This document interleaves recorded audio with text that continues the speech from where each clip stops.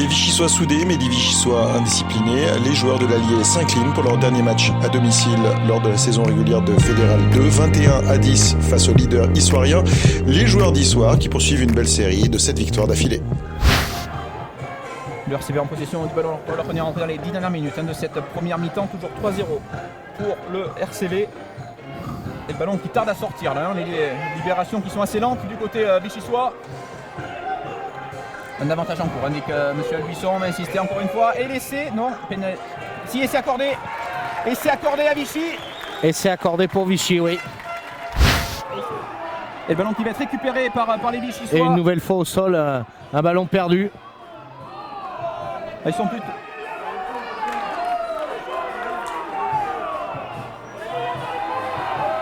Les esprits qui s'échauffent encore un petit peu.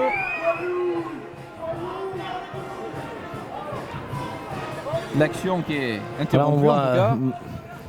Les esprits s'échauffent un peu. On voit que ces situations de jeu au sol sont pas claires du tout pour les deux équipes depuis le début de la partie.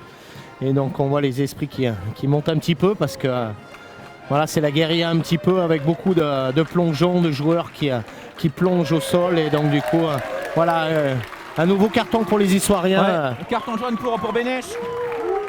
Sanctionné là-dessus. Qui se mène en avant. Le ballon qui va revenir dans les bras là, de Vilat. Le tampon à retardement là, avec pénalité, c'est logique. Pour un plaquage à retardement sur le 10 Issoirien. Et certainement un carton pour les Vichysois aussi oui. Qui va intervenir, l'arbitre ayant voilà, qui est fait, arrêté le jeu sur ce plaquage à retardement. Voilà, les Issoiriens qui sont bien rentrés dans cette deuxième mi-temps avec d'autres intentions. Alex, ce ballon qui est récupéré là par Touris. Oh là, le gros plaquage de Roche. Oui, plaquage à l'épaule là.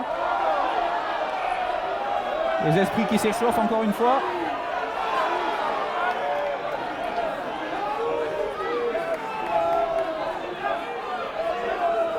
Plaquage dangereux quand même là en plus.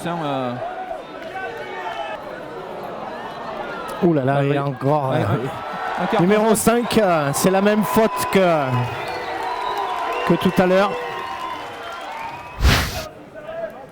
Allez, premier bloc, on a assuré se lancer du côté de l'USI là.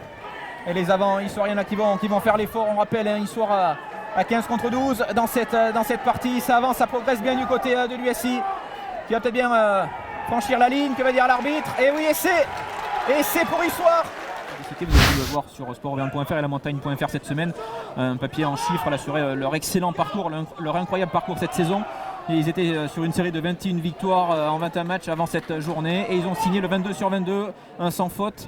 Il faudra regarder le résultat de Morlas, me semble-t-il. Dans notre poule. Attention, peut-être le deuxième essai, ils sont rien là. Voilà. 2 contre 1. Oh là là, c'est Baldi.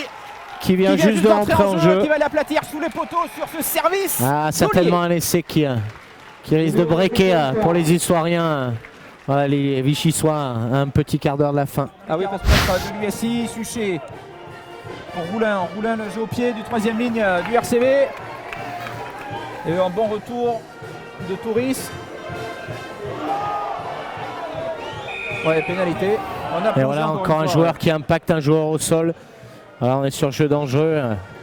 C'est la porte qui s'est fait prendre par la patrouille, mais que d'indiscipline du côté vichysois dans cette seconde période. C'est clairement, peut-être pas que ça, mais c'est clairement le point noir de cette deuxième mi-temps là pour le RCV. Ouais, on a pu l'observer encore aujourd'hui. La discipline, c'est des facteurs essentiels, mais bon, c'est souvent lié aussi quand on est dominé. Souvent, on fait des fautes. Voilà, quand on domine le match, c'est pas le cas. Et à la fin du match. Et c'est fini effectivement ici au stade d'Aragon sur cette victoire de l'USI. Issoire qui s'impose 21-10 et qui enchaîne un 7e succès pour boucler cette phase régulière